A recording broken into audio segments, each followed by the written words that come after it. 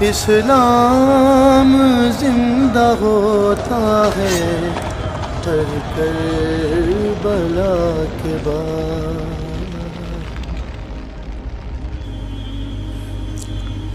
میرے عزیزو، میرے بھائیو، کربلا ایک سبق ہے۔ کربلا صرف 10 دن رونے دھونے کے لیے نہیں ہے، ایک سبق ہے کہ اپنی زندگی کو اللہ رسول کے سامنے جھکا دو۔ گردنیں کٹنے کے لیے اللہ ہم سے نہیں مطالبہ کر رہا، وہ انہیں ہستیوں کے لیے تھا۔ ہمارے ذمہ ہے کہ ہم اللہ اس کے رسول کے سامنے سر جھکائیں، مسلم بن کے چلیں، مومن بن کے چلیں۔ اللہ کے واسطے میرے بچوں، اگر میرے شاگرد ہو تو یہ دیوبندی اور یہ بریلوی، یہ جھگڑے نکال دو، اپنے آپ کو مسلمان کرو، مسلمان۔ میں ایک دفعہ ایک جگہ بیٹھا تھا تو ایک بزرگ بیٹھے تھے، کہنے لگے جی آپ دیوبندی ہیں کہ بریلوی؟ تو میں نے کہا جی میں مسلمان ہوں۔ وہ مجھے ایسے دیکھنے لگا، وہ کہنے لگا میری 60 برس 70 برس عمر ہے، میں نے آج تک کسی کو یہ کہتے ہوئے نہیں سنا، تو میں تمہیں مسلمان دیکھنا چاہتا ہوں، میں تمہیں دیوبندیت سے نکالنا چاہتا ہوں۔ مسلم بنو، مسلمان بنو۔ ہم امام ابو حنیفہ کے فتوے پر چلتے ہیں، ان کے فتاوی کی جو تشریح اہل دیوبند نے کی ہے ہم اس کو زیادہ صحیح سمجھتے ہیں، باقیوں کو عزت دیتے ہیں، احترام کرتے ہیں۔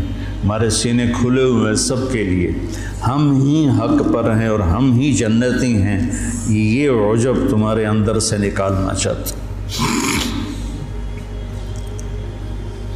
کریم بادشاہ ہے، جس کو چاہے معاف کر دے، ہم ٹھیکیدار ہیں۔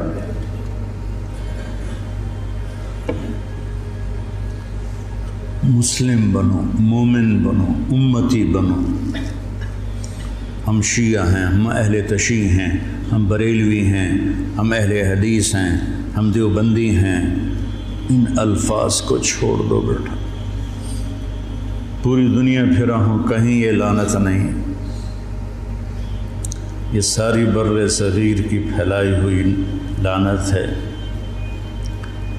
میں تمہیں چاہتا ہوں کہ تم ایک اچھے مسلمان بنو،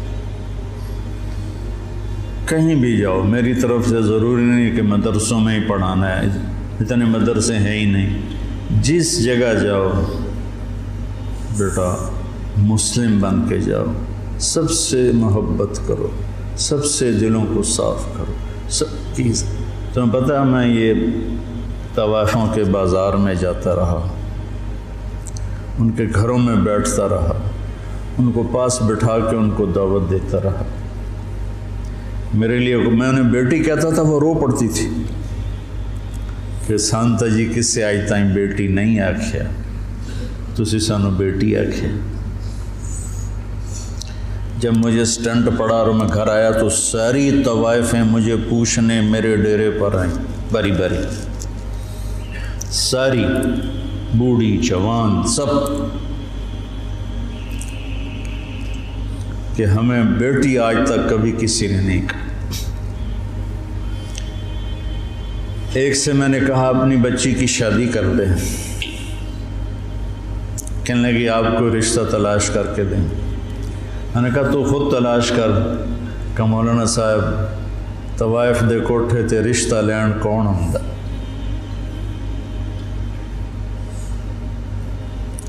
طوائف دے کوٹھے تے تب خریدار ہی آن۔ طوائف کو طوائف کس نے بنایا؟ وہ اسی طرح میاں صاحب ہے اور اس کے ماتھے پہ طوائف کا ٹیکہ لگ گیا۔ تو میں نے تو ان کے پاس جانے میں بھی کبھی یار محسوس نہیں کی۔ تو اپنے ذہن کو کشادہ رکھو، ٹھیک ہے؟ مسلم بنو، مسلم، اس پر اپنے آپ کو قائم رکھو۔